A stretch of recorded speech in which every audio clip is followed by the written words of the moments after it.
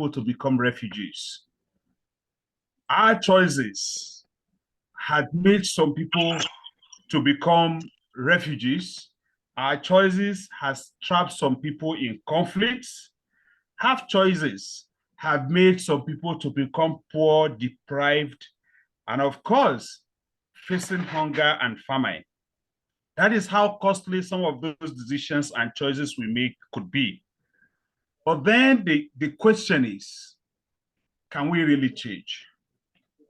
Should we even change? Must we even change? Certainly, we have no option. Change we must, because today we are faced with a lot of threats and crises, such that some people today might have their life shortened because of the decisions we take and the choices we make. And hence, I want to leave us with this final reflection from the Quran, chapter 13, verse 11, which says, surely Allah does not change the condition of a people until they change their own condition. Nothing will change if we continue to do the same thing the same way. But certainly we could change so many things if we decide to change the way we do our things. Suppliers will keep supplying for as long as the people keep demanding.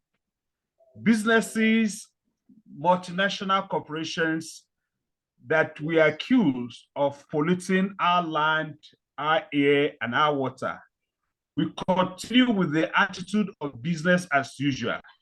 And government will rather not have any influence to change whatever it is to do, for as long as they get patronage from us, for as long as we buy from them, we access their services, then that much this business as usual attitude will continue.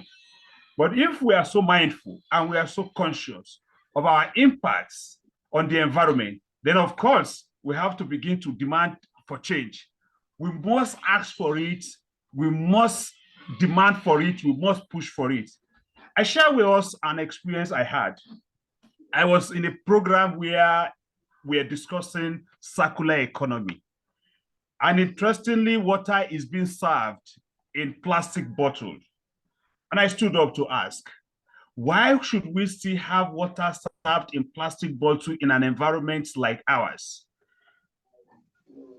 There were responses. Why people think it is not about using plastic bottles, it is about how we dispose them. And I begin to imagine that can we actually dispose of or recycle ourselves out of plastic waste? I guess certainly not. The options we actually have is for us to reduce our use of plastic. And it may interest you to know that with this argument, the day after, the organizers of the program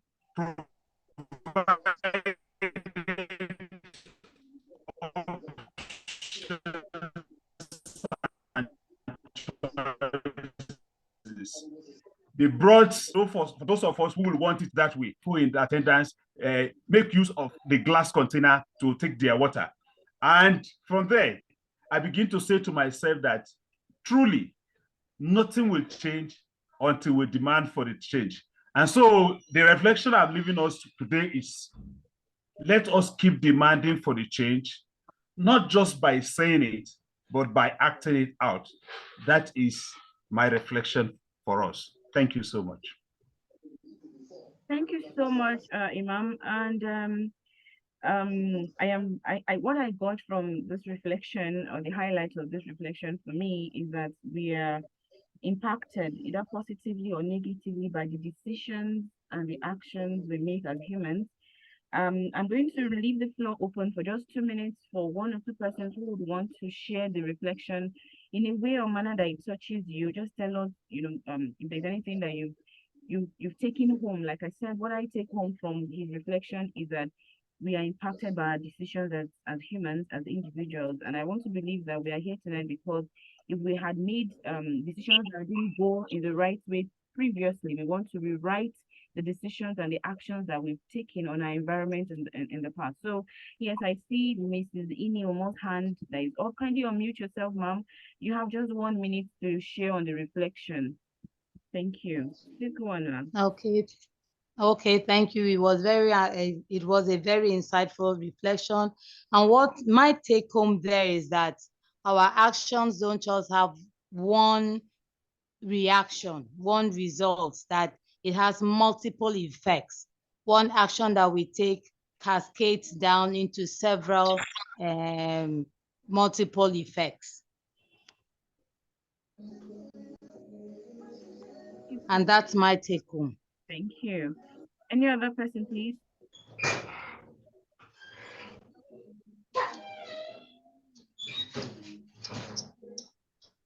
Okay, I want to believe that no other person wants to share something about the reflection, beautiful reflection that was given by Imam Al-Maruf. Thank you. So we're going to continue with tonight's meeting, and we are gathered tonight because an event has just ended, and then we had members who attended, and they're going to be debriefing us tonight on, the lessons that they learned, during the event. Now, the 27th session of the Conference of Parties, that is the United Nations Convention on Climate Change, which is termed COP27. Oh, this one will not fit here. It was held from the 6th to this one does not fit. November 2022. Kindly mute yourself, please, so we don't have. Thank you. And this event was hosted in Egypt, the Arab Republic. The event was popularly termed as the African COP because it took place in Egypt, and particularly in the city of Sharm El Sheikh. The Climate Change Convention involved high-level and side events. There were key negotiations, there were press conferences. The event hosted more than 100 of heads of states and governments, over 35,000 participants, and numerous pavilions that showcased climate actions around the world and across different sectors went in participation. Participants at COP27 were drawn from different walks of life, as government delegations, civil society organizations, trade actors, indigenous people, local communities, youth, and children. They took part in these negotiations, they engaged in activism, and also showcased how they have been impacted by climate change. And they equally went on to address, how this impact could be mitigated. Therefore, as GreenFaith members, and in the light of, this event, we are gathered tonight to share, like I said, learn from the experiences of some of our members who were delegates to COP27. The goal of tonight's meeting, which is a debriefing, therefore, is to review COP27, get direct feedback from these delegates, okay, identify the lessons that they have learned, highlight some of the recommendations and actions for strategies, for future advocacy and campaigns. But then we would also ask, or some of us might ask, someone like me want to know, in detail what COP is all about. What is, we've been hearing of COP, like the COP1 before we go to COP27. So what exactly is this COP about? So we have in the person of one of our members, and an erudite climate educator, in the person of Ms. Mujidat Ajibola. She's going to walk us through what COP is all about. I hope she's here. I want to believe that she's here with us tonight. Yes. Okay, thank you. Hello. You have the floor. Thank you. Okay, good evening, everyone. Depending on where you're calling from, good afternoon, good morning, depending on where you are. Thank you so much for joining, and thank you, Ms. Augustina, for that introduction and for taking charge of the meeting today. Yes, so a brief about what COP is. I would like to start from the body that coordinates COP itself. But before then, COP basically means Conference of the Parties. So who are the parties? The parties are parties to the UNFCCC. And the UNFCCC stands for the United Nations Framework Convention on Climate Change. some people call it UNFCCC. I just feel it's easier to call it UNFCCC. And it's an international agreement that has the goal of combating climate change and coping with the impacts of climate change.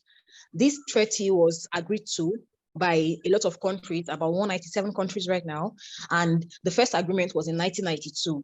According to the decision text, that's like the statement establishing the UNFCCC, climate change is what we already know, they defined it, and then it was adopted in 1992 during the Rio Earth Summit. The Rio Earth Summit is something very popular, and that is more like a landmark conference that marks the beginning of actions against climate change. The secretariat of the UNFCCC is in Bonn, Germany, and right now it has about 197 UN member countries, and also it has the UN, the EU, the European Union. The main goal of the UNFCCC is to maintain atmospheric greenhouse gas concentrations in the atmosphere. So they are saying that basically what they want to do is to just create that balance to ensure that whatever human interventions there are, whatever human activities we are carrying out on the earth, it doesn't harm the climate and the entire ecosystem. So basically, the job of the UNFCCC is, I think, there are four major tasks according to what's on the treaty. So the first is to advance the implementation of the convention. So remember that it's a treaty, it's like an agreement. So they have to implement the things they have said they are going to do,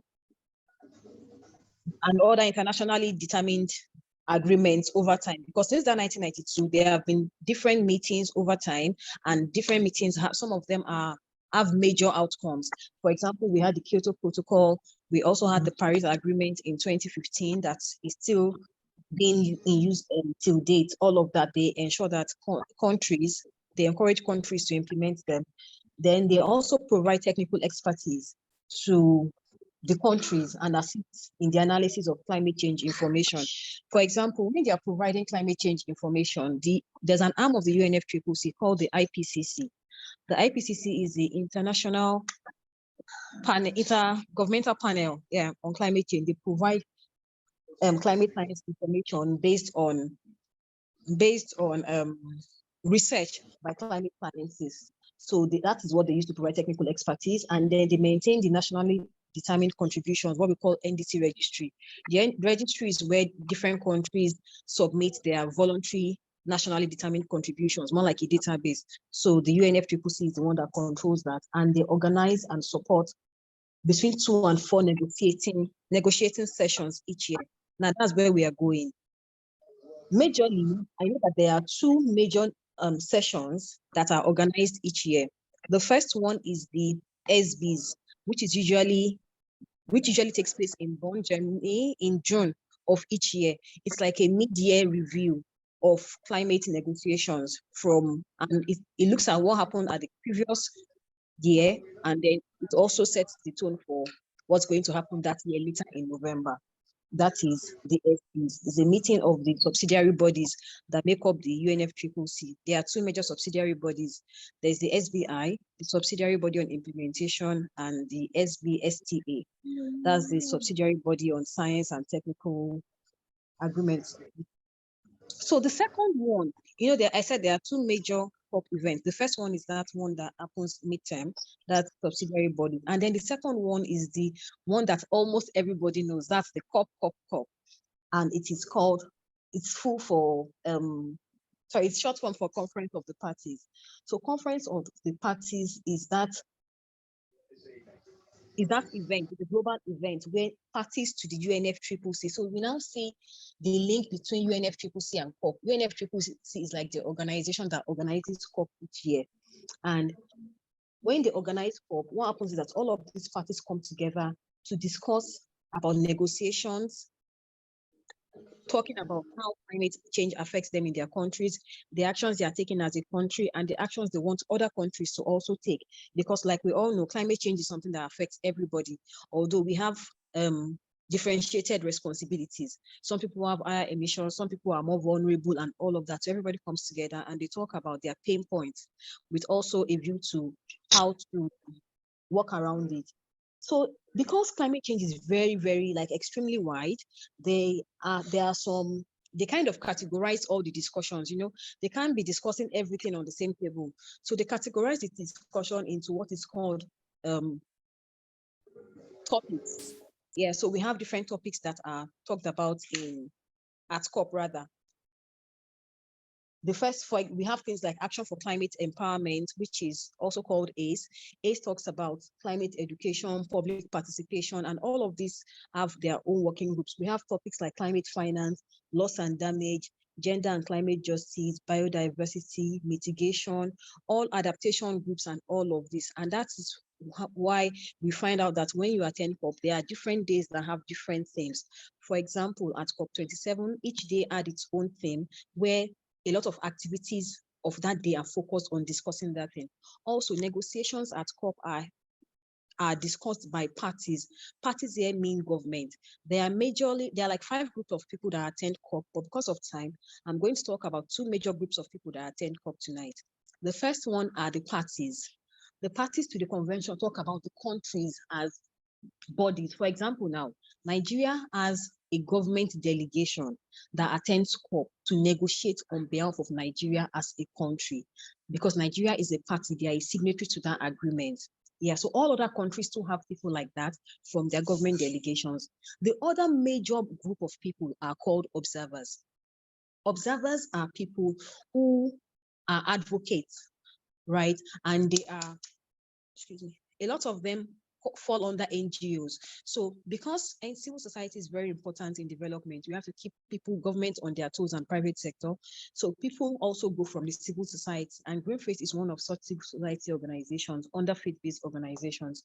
So people who go from NGOs, faith-based organizations, and all of that are called observers.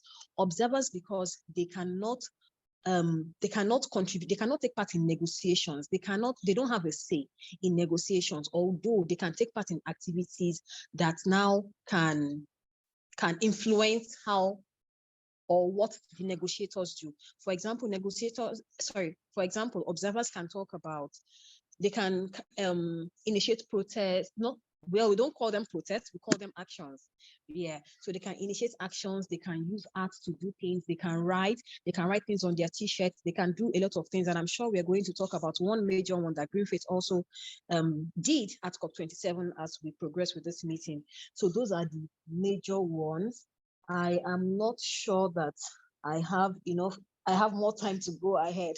Ms. Augustina, have I used up my time?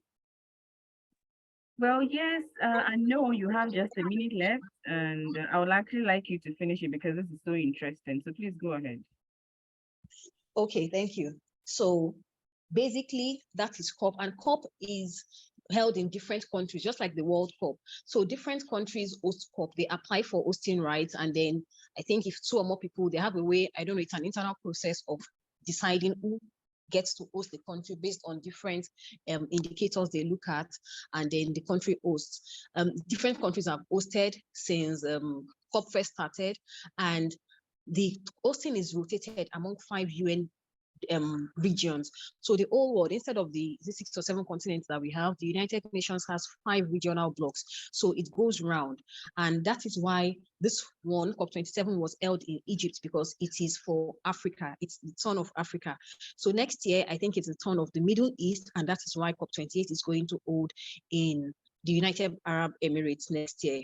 I don't know what it's going to be for COP29. So that's the numbering is just talking about how many events have held. So for example, since 1992, we realized that I think, let me see, it didn't start in 1992. I think COP started maybe 1995 or so.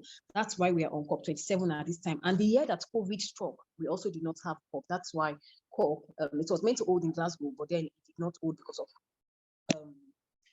of COVID, and that's where we are now. So this is just like a high-level overview of the whole thing, right? Yeah, it's a bit deeper, but then I believe that as we go deeper tonight, we are going to have more information. Thank you very much. Thank you so much. Thank you.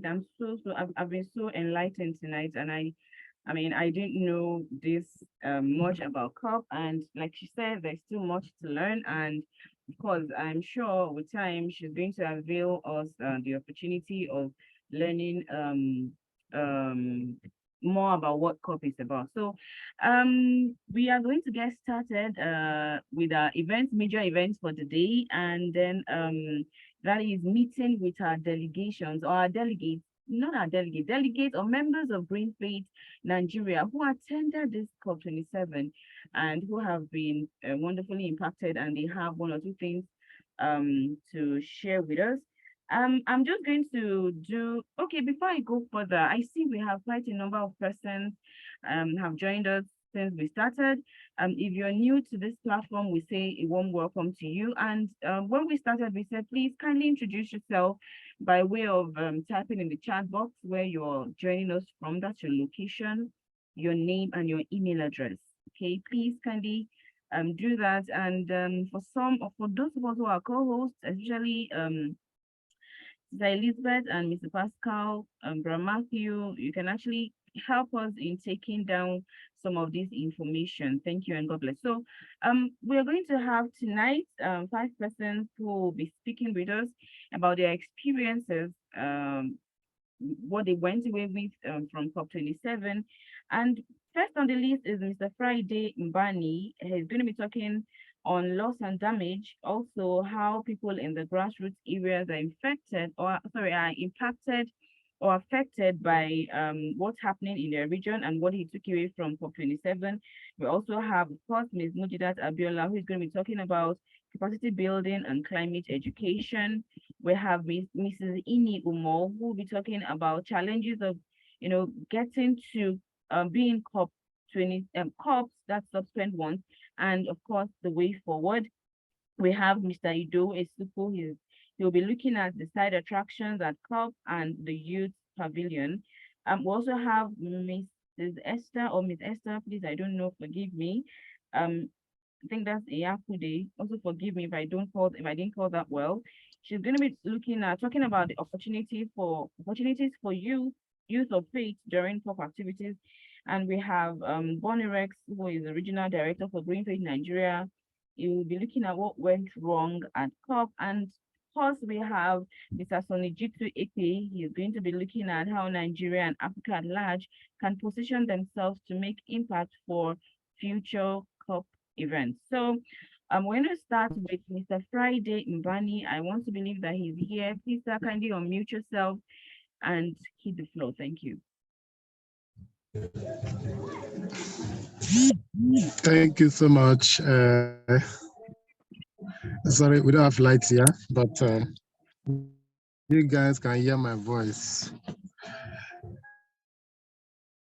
Yes, we can hear you. We can hear you. Please proceed.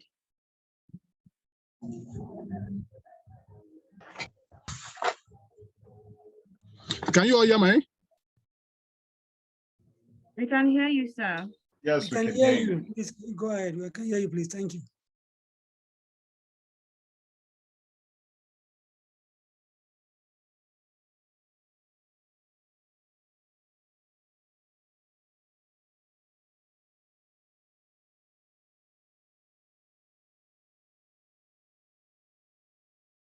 Hello, Mr. Friday. I think we lost him. I don't know if his network is unstable. Oh, he's still here. Mr. Friday, go ahead. We actually could hear you there when you were speaking.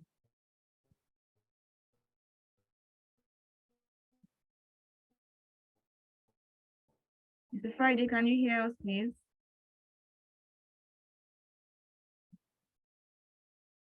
Okay, his network is unstable, and so we won't waste time. We will go to the next person on the list, which is delectable Miss Mujidat Ajibola. So kindly tell us, is he back? Hello.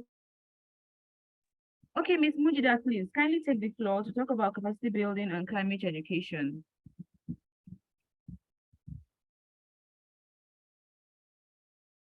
Miss Mujidat, are you still here?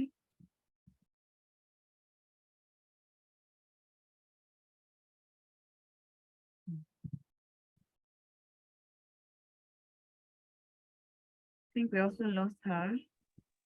I think Mr. Friday, hello, good evening. Mr. Friday will be coming back soon. Just a minute.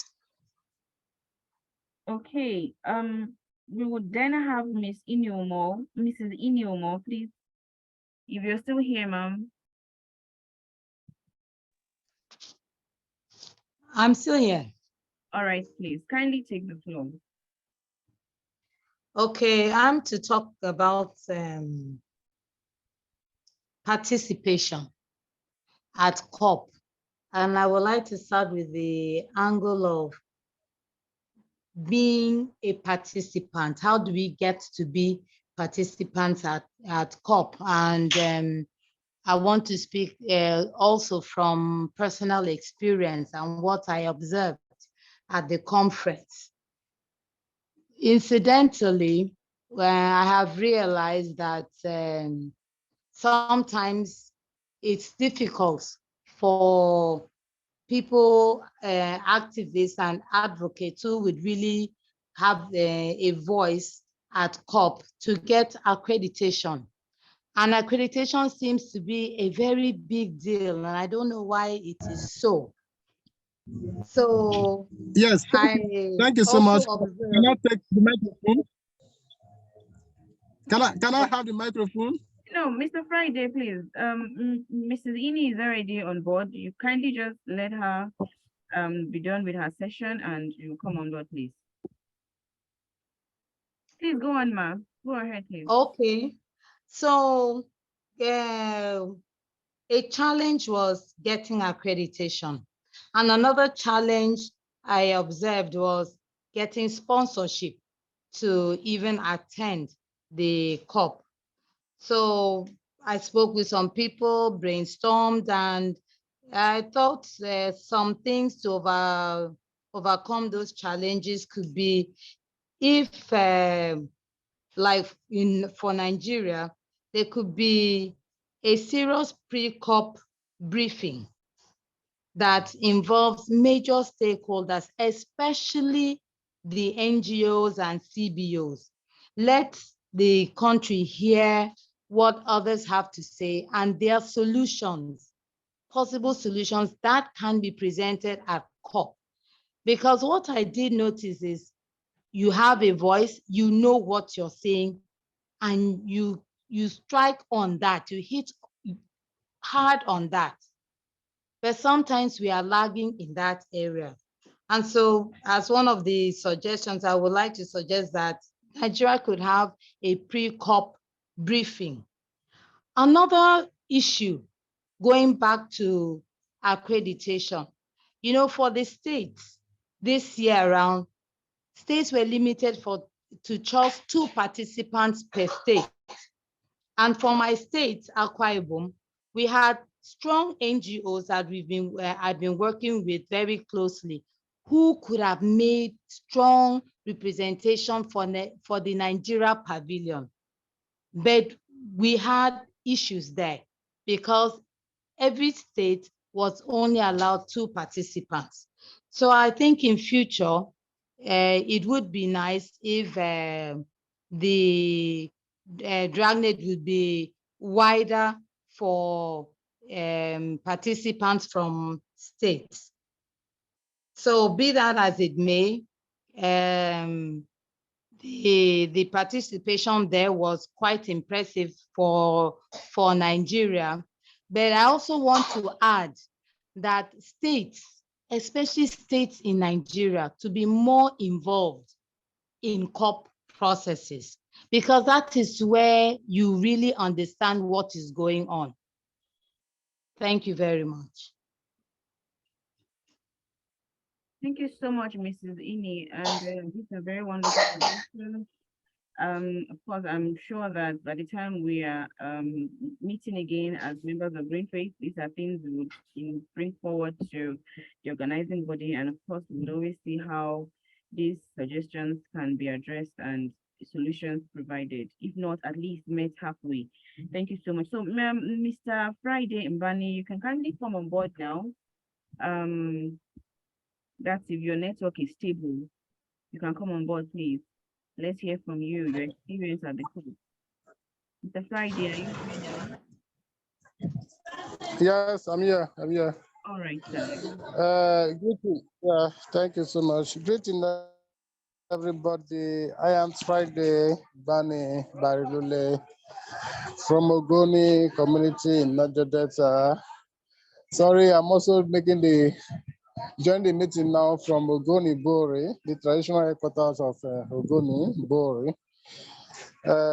Yes, actually, let me start by appreciating God Almighty for the opportunity. Our noble organization, GreenFaith International, who helped me take care of my fare to be COP27. Yes, truly, COP have come and gone.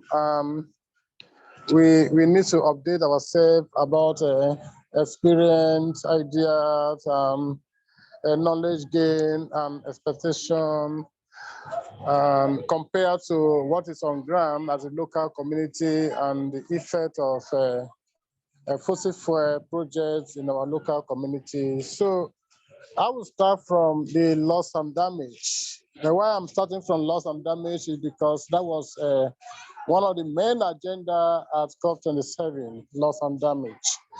Sometimes we're just hearing about loss and damage, but some people doesn't understand deeply what is related to loss and damage, because it includes both economic loss and no economic loss. Not only that, but it makes some people handicapped, it makes some people to lose their livelihood, source of livelihood. It created a shortage of a kind of food security, insecurity in the land. In fact, is the main centers of climate change. So that was a very big agenda on the COP27. And behold, the good news is the negotiator, or let me say the conference of party COP, they recognize that agenda this year.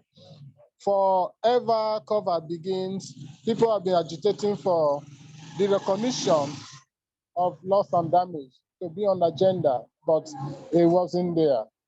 And this is the first time the conference of parties have given that acknowledgement, and not only that, but they agree that there must be a loss and damage for devastated communities as a result of fossil fuel projects in various communities.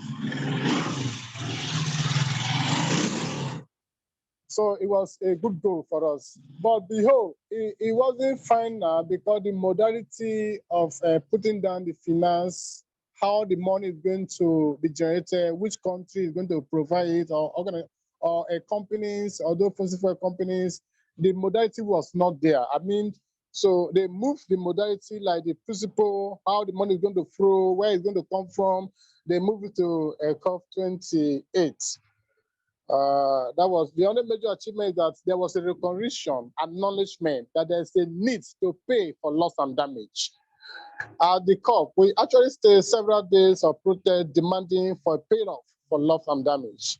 And it was recognized. So it was a good news to us, and especially to local community who have suffered the impact of loss and damage as a result of climate change. Another thing was there was the second week. At the second week of the COP, they have one agenda, they call it Fossil Free Day. Fossil Free Day. So we from the local community and from NGOs, observers, we stayed a protest that it should be a fossil free day.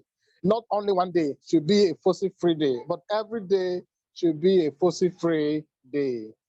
That was our own agitation. So we put in like a campaign that every day should be a fossil free day at the COP.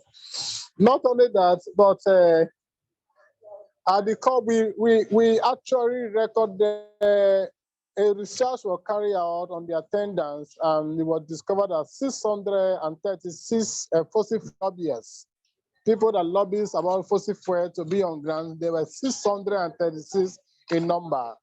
They could come from Shell, Indorama, NFPC, others, oil companies around the world. There were 636. That's to tell you that how many population that was there. Population that was there were about 42,000 people, I guess. Yeah. About 42,000 people were in attendance at that COP. And When those 636, they were not just an observer sometimes, but they are the main sponsor, underground sponsor of many of the activities that happen there, many of the activities. Because of that, their influence, we actually stay under protest that they have to leave the COP. As in fossil fuel lobbyists, people of the fossil fuel companies should leave the COP. That the COP is belong for the local people. Because what they're negotiating, when they talk about negotiation, what they're negotiating on the table is not about how to develop a city, but the impact of climate change in a local community. And how many local community people that was there?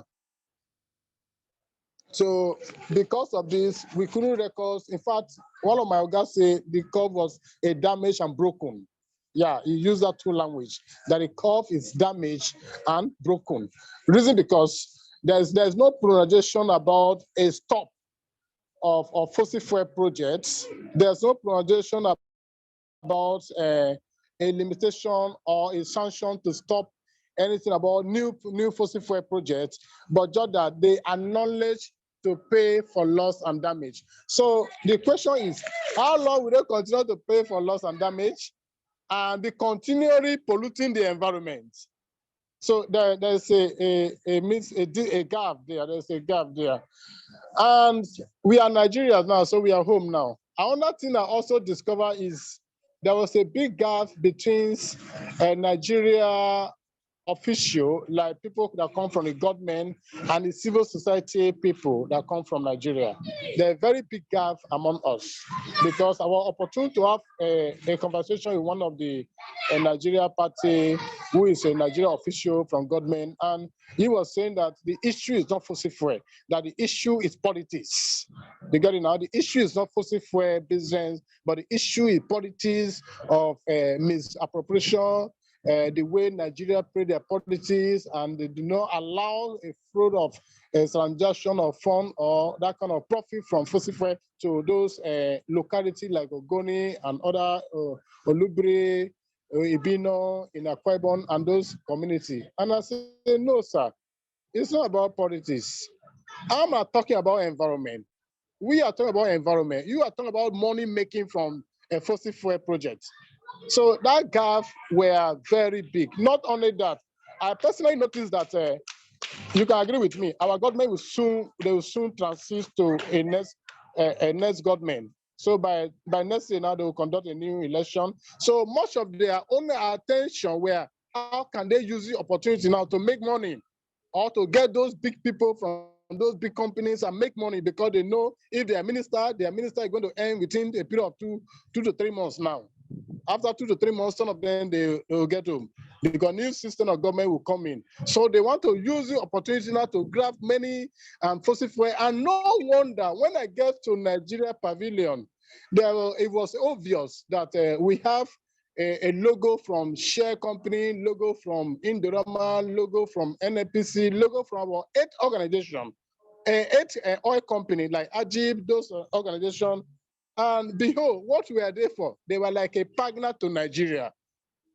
You get it now? And we are discussing on an international basis that this is not what we want. The common people, the local community, they don't want this project.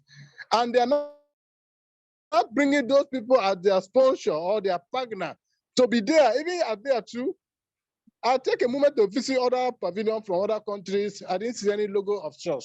I don't know whether they underground sponsor it or not. But it was so obvious for Nigerians. Yes. You actually have exhausted. I've been sending you messages. Okay, thank you.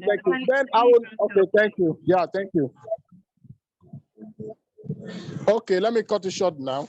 Then on the just transition, I didn't get any statement towards Nigeria on just transition, but a country like South Africa, from the COP27, they actually have, though they call it a load of 300 billion pounds, 300 million pounds from Germany and France country to promote their just transition plan. But in Nigeria, there was actually nothing. Then Finally, on the COP27, I also gain capacity building and networking with other people, collaborate with other people. I also make people that be talking on Zoom. I have not seen them one-on-one. I use the opportunity gave me to meet much of those people and also equip myself with other knowledge and equip with capacity building to strengthen our work within Nigeria now. And again, I also go home with a campaign that we launched at that COP17. We call it Don't Gas Africa. But when we are home now, we take it to our various committees. We can champion it in Nigeria, and we can call it Don't Gas Nigeria. That's a big campaign that I would love our network to plan towards it, because our president, Mr. President, do say some time ago they're going to end gas flaring in Nigeria by 2020. When we get to 2020, they say gas flaring is going to end by 2030. So it's not just saying, if we have organizations like the your time is fast spent. We do have about 6 persons that will speak tonight. Yeah, thank you so much. Thank you, Mr. Friday. Oh my God! Let me just add one sentence. My last sentence I will add here is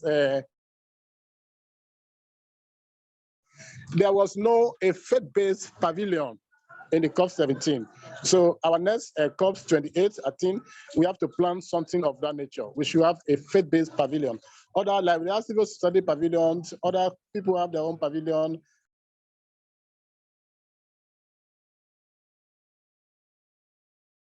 Okay, thank you so much, Mr. Friday. We appreciate you, and it's very obvious that you had quite a wonderful outing.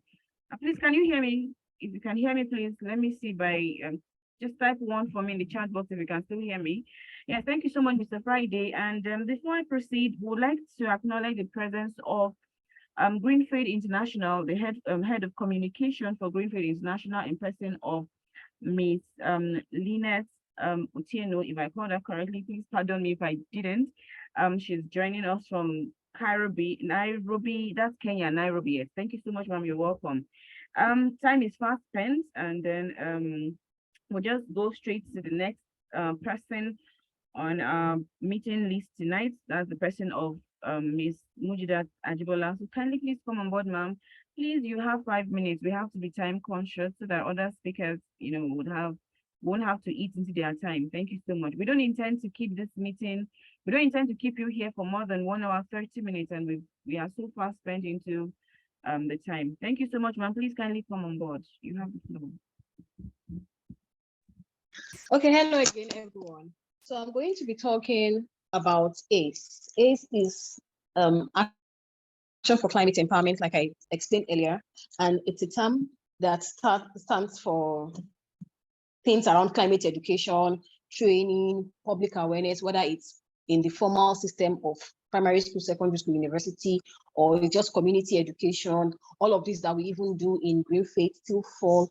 A lot of our activities talking about enlightening communities and all of that still fall under ACE, but basically we just call it climate education. So at COP27, ACE also there were discussions around ACE, and outside the major negotiations, we had a lot of side events and major events also around ACE and different meetings. So basically, there were two major things I would like to talk about.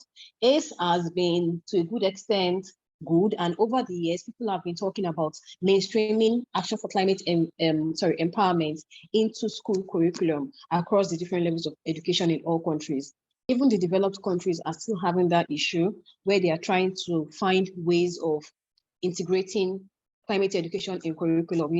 Climate education differs for each context. What we are facing in Nigeria and our ecosystem as a whole, it's different from what is being faced in the UK, different from what is being faced in France, because they have different ecosystems. Our biodiversity, the element of our biodiversity differs.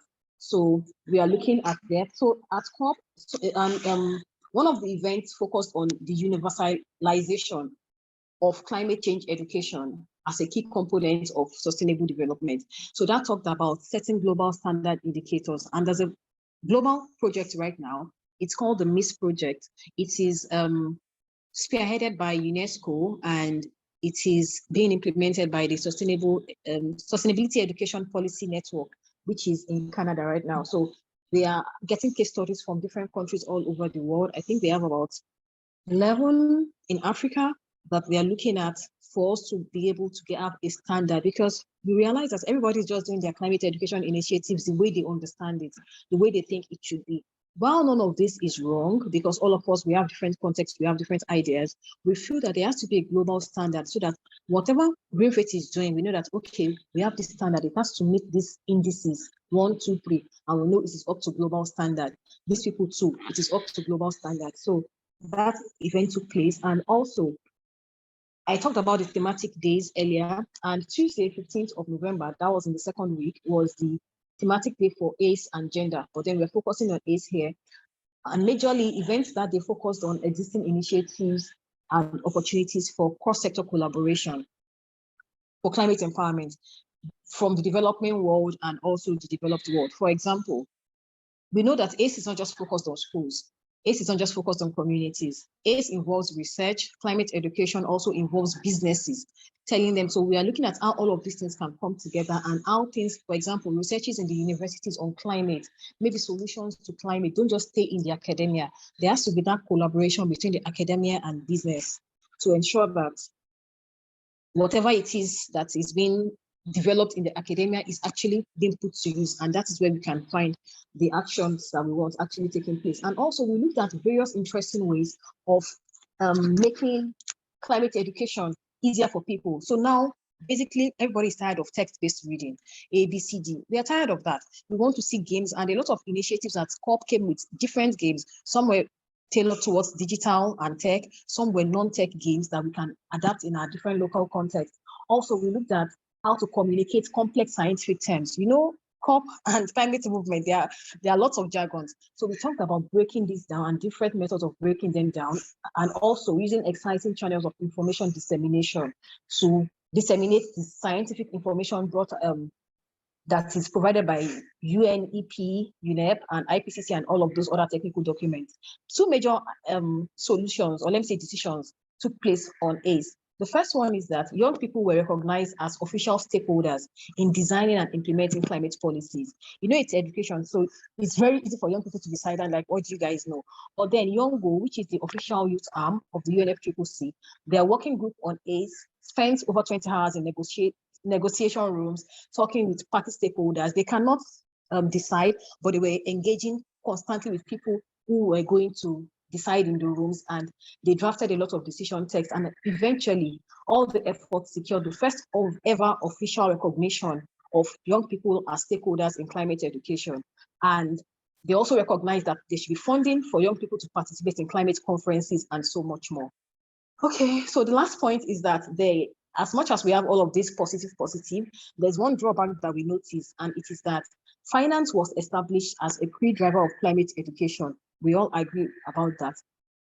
But then there was a low level of discussions about the finance, like how much should we dedicate towards climate education, how should it be structured, when is this even going to happen? So all of those details are still very, very obscure. We understand that right now there's a lot of focus on loss and damage finance, there's a lot of focus on adaptation finance that they've even pledged to, and they've not even been able to meet up with. Now we have loss and damage finance. So it's understandable that countries are like, you guys should just go and sit somewhere, you know.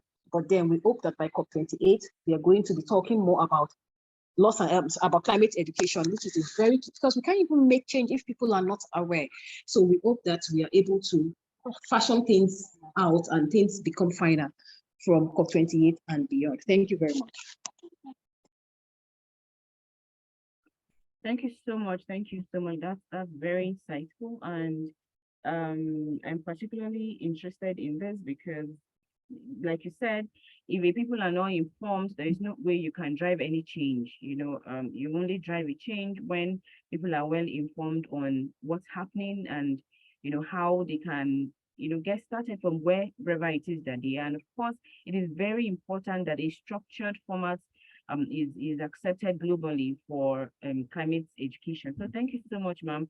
I hope you wouldn't mind if we'll reach you for further explanation on, you know, to talk further about what you learned and what you've shared with us so far tonight. So we're still going to continue.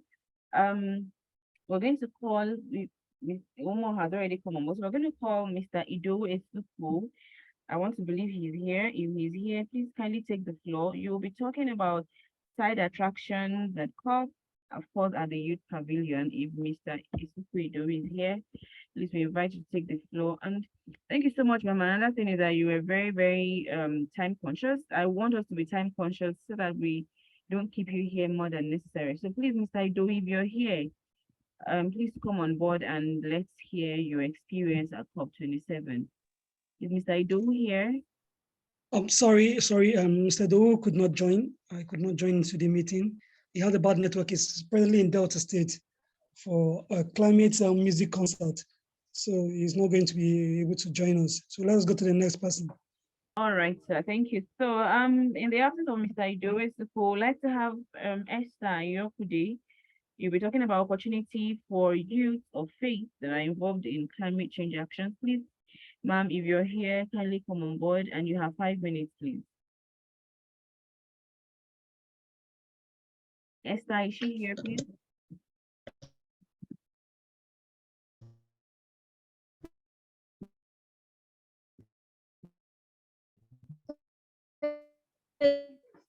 Yeah. Esther, yeah, good evening. We can hear you. Go ahead.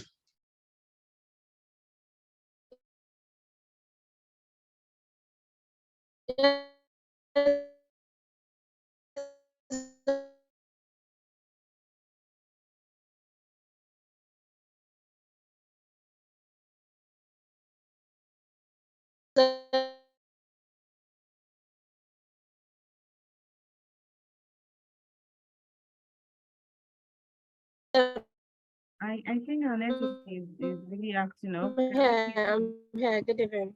Good evening, everyone. Can you hear me? Yes, good evening. We can hear you. My name is Esther Yangdwe. I'm working with delegates at Conference of Youth, which are that. So please, I want to be sure if everyone is hearing me because I can't turn on my video now. Yes, we can hear you. We can hear you. Please go ahead.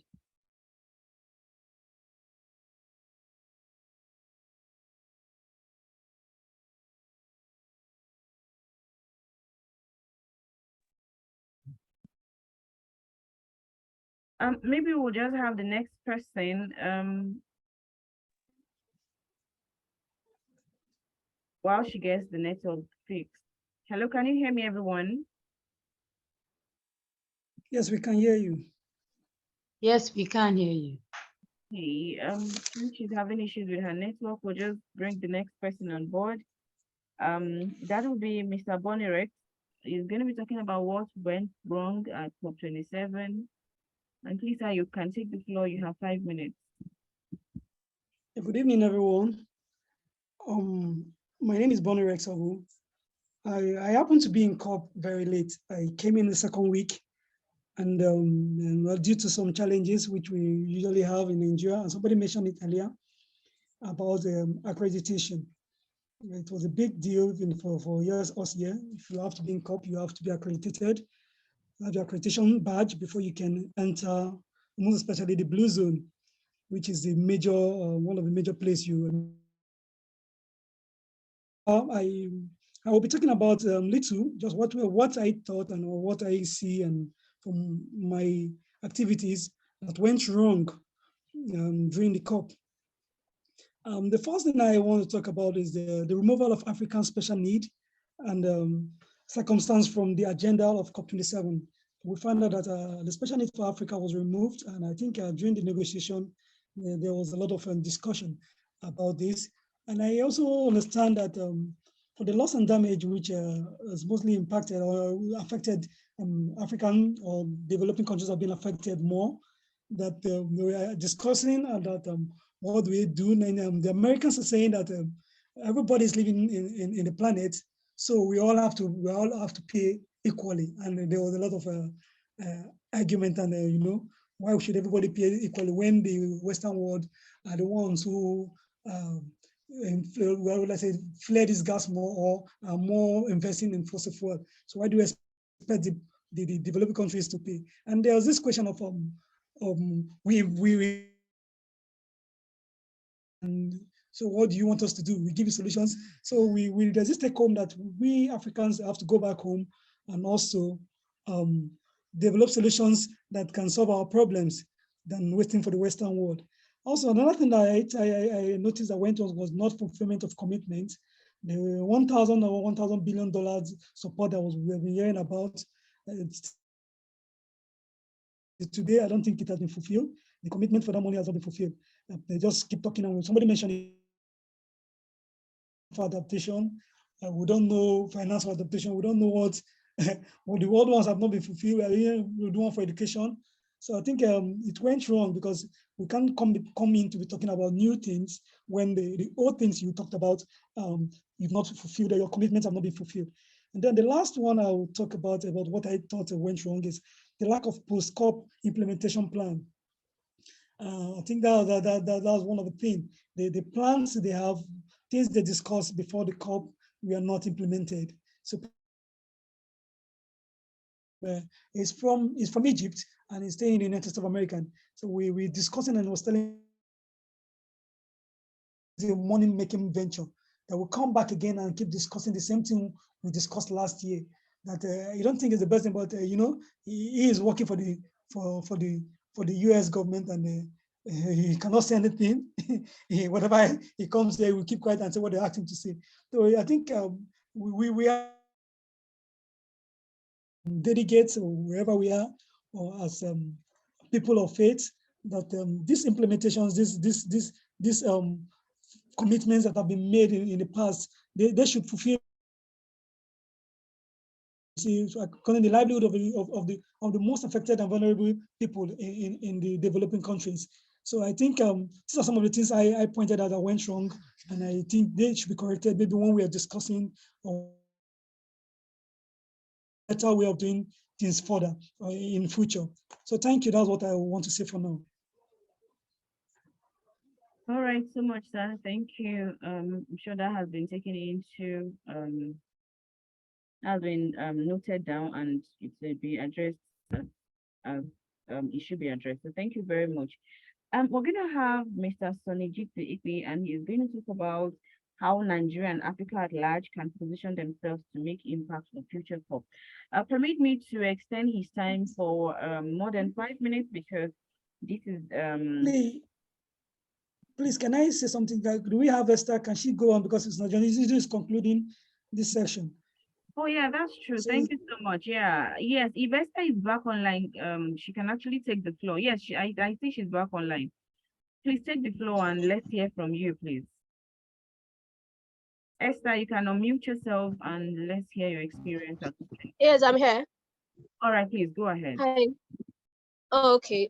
Good evening, everyone. So I think the network is quite messy, but we just have to try to understand that it's not our fault. So should, in case I trip up again. So quickly, you said I should talk on opportunities for youth, if that's what you said. I got you right. Yes, you were you want to talk about opportunities. Delegate for COI. You were a delegate for COI. So let's hear about your experience.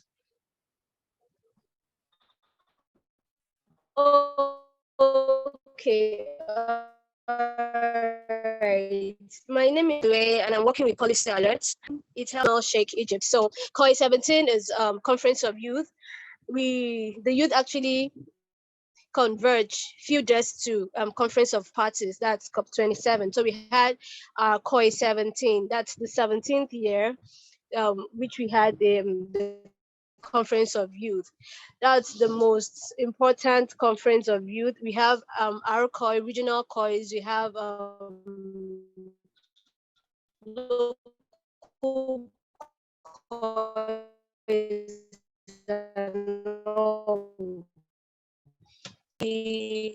the COP17 is one of the conferences converged mostly youth from and all of climate change. So when it comes to opportunities for youth in the climate change space, it's a very broad one. So for me, I would say that one of the steps that I took in having the climate change sector was being a member of YONGO, that's the official official constituency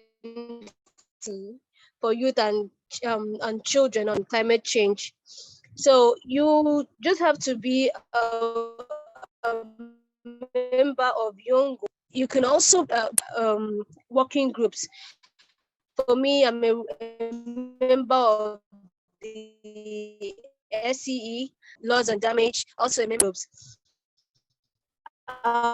During our conference, we had our global youth students, and resilience, arts, culture, and heritage, climate action plans and global stocktake, climate finance and markets, food and agriculture, health. So it's actually a long one, and we have the global youth statement. It's close to 88 pages. So if anyone is interested in having the global youth statement we came up with, I could share it probably here or probably to the focal person for GreenFaith organization. So earlier, they can actually put themselves out as volunteers for some organizations working on the climate change space. And we are looking at having green jobs for most of our youth nowadays. At the renewable energy sector, we already know that we are heading towards phasing out fossil fuels.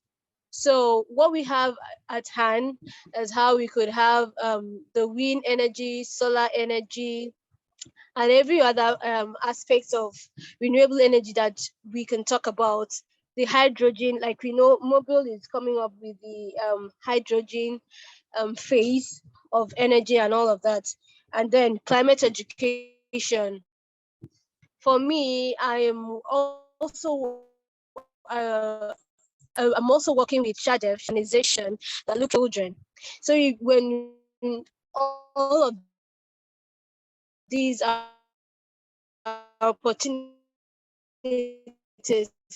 that youth could also to schools to talk to and children and young adults on about the climate change sector, everything that encompasses the climate change sector.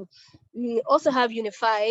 Unify is another sector in Yongo. It's a partner with Yongo. So there are a whole lot of sectors, there are a whole lot of opportunities, there are a whole lot of green jobs and grants that major organizations are giving out to people, are giving out to youth in the climate change sector to see how we can mitigate and adapt to climate change. Basically, I would just say that opportunities for youth at the climate change sector, for me, it's first of all, being a member of Yongo or volunteering for organizations that we know are working on the climate change sector, the climate education, renewable energies, health. We have the health sector, we have the politics, policy making and governance. It's a very broad one. And I wouldn't hesitate to help anyone or to guide anyone towards having a space on the climate change sector and the global opportunities that we have for youth. So basically that's it. And for the experiences I had, it was a nice experience altogether, just that we had issues with funding. Though I had funding from my organizations and few other persons around that really helped, Nigerian youth really had issues with funding as against the global south and other global south and global north countries. Nigeria really had issues. So we were actually very, very few that represented Nigeria. We were very few that represented Nigeria. So I feel like it would be important for organizations to embrace the actions of youth and to understand that the youth are the ones to sustain whatever actions we're coming up on the climate change space. So when we have the older persons going for COP, and then we are the ones here, the youth, we are the ones here trying to sustain whatever the older ones are coming up with. I feel we should have that encompassing space to let us voice out, to let us sustain whatever actions we are having on the space. So I think it will be a nice one if the organizations we have working on the climate change space will understand that youth are actually working on the climate change space, climate change sector, and every support that they can give to us will be very beneficial to the country and the global. All right, so much. And the global south as well. Okay, Esther, thank you so much. That's very insightful. I'm sure we wouldn't mind if you share the document with us on GreenFaith platform. You're on that platform, so please kindly share the information. And of course, everyone who is here tonight would definitely get it, or those who indicate interest, they'll get it since they'll be dropping their email addresses and further follow up. So thank you. Our time is fast spent. We'll quickly, without delay, welcome Mr. Sonijitu on board. And like I was saying, I'm actually going to give Mr. Sonijitu 7 minutes, although our time is fast spent, because what are you going to talk about directly affects Nigeria? What's our take home from what has happened so far? And how can we be channeled in the right directions to know that what we're doing right? Someone, I think the first speaker said there are very strong climate action, non-governmental organizations, that probably they don't even know what's going on. And, why she said they should have a pre-briefing for certain things that are happening. I think Mr. Sanjitu will throw more light on how is it that we can go about some of these things and, that we don't get to miss important information. So please, Mr. Sanjitu, come on board. You have 7 minutes. I believe that we'll still be able to beat our time. You can come on board, sir, and let's hear from you. If you're still here. Thank you so much. Yeah, thank you so much, and good evening from Grand Canary. Yeah, the COP27 was the largest and most difficult, just as every other person has said. And then one significant thing about the good opportunities through the Ringo Network, which has to do with research and independent NGOs. Of course, NGOs like people are crying about funding, you need to get accreditation and their process through the UN FBOs. However, I need to correct one impression during the introduction. COP25 held in Chile in 2019, so it was only in 2020 we didn't have a COP because of the COVID. COP26 held in Glasgow, where, of course, that's where the issue of 100 billion came to the table. Now, on the loss and damage fund, I need also to make some clarification first. It was agreed by the government as a groundbreaking decision to establish new funding agreement as a delegated fund to assist developing countries in responding to loss and damage. So government also agreed to establish a transitional committee to take recommendations on how to operationalize both the new funding arrangement and at the next COP27. And this committee will have their first meeting in March 2023. And then parties also agreed on the institutional arrangements to operationalize the Santiago Network for Loss and Damage to catalyze technical assistance to developing countries that are particularly vulnerable to the adverse effects of climate change. So this was really a very groundbreaking issue that occurred in COP27. Then one of the another highlights is that they identified that it is to take an investment of 4 to 6 trillion a year for them to for the global transformation of low carbon economy. And then delivering such fund will require a shift and comprehensive transformation of the financial system and its structures and processes, engaging government, central bank, commercial bank, institutional investors, and other financial actors. So these were really very key elements that needed to correct or impute or add as what was really out of that. And communication is very critical for every opportunity that we really need to achieve. So we also need to look at possibility of reading even most of the documents that are published out there. Yesterday, the Article 4.2 of the Paris Agreement made it as a necessity for us to submit an NDC, which Nigeria did submit its NDC on July 2nd, 2021, and then it was officially published, I think, on the 30th of June 2022, and it's there on the UNFCCC. So it's 60-page document, and it had captured a whole lot of things that maybe some persons have thrown argument that we are not doing. So quickly, there is emphasis to look at possibility of equitable transition and a meaningful, effective social dialogue, participation of all stakeholders and the rest.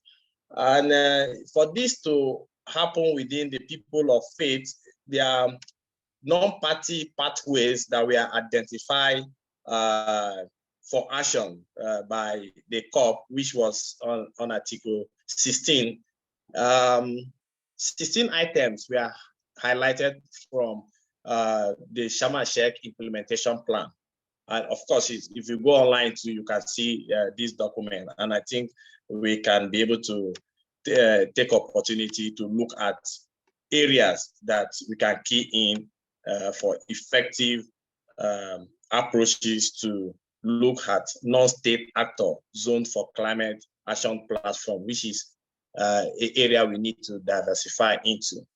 Now, looking at opportunities for funding for youth, young people, yes, young people are doing great things, but there's also a need for young people to look outside the box, because there are a whole lot of climate action, climate fund. We need to respond to concept notes. This is how other youth from other countries get their funding. We know that in Nigeria, it's a little difficult for philanthropic organizations to fund a whole lot of, so the youth need to start putting their voices in approaching philanthropic organizations to see the need for environmental sustainability. If they tag it that way, they could get funds to support climate action, get funds to support biodiversity action, because without this, we cannot have a sustainable environment. And I think the Nigerian government is doing really great things. What is missing is that the communication between non-stakeholders from the community level, the local government, the state, and the federal, there is a wider gap of communication. And that makes it look like things are not really going around. It's not also possible for people from the community to just think that they just stand up and start to pursue their processes. So you need to follow these processes diligently. You can tell someone very insulting word, but very nicely, very, very nicely. And that should be the approach we should start looking at, rather than being confrontational. Once you are confrontational, of course, the guys will keep you afar. On the issue of accreditation from the state level, yeah, you know, Nigeria is even one of the countries that had the highest, or among the highest parties, because from the private sector, NGOs, state government, some government, they were even accredited, but they could not find their way to attend this meeting.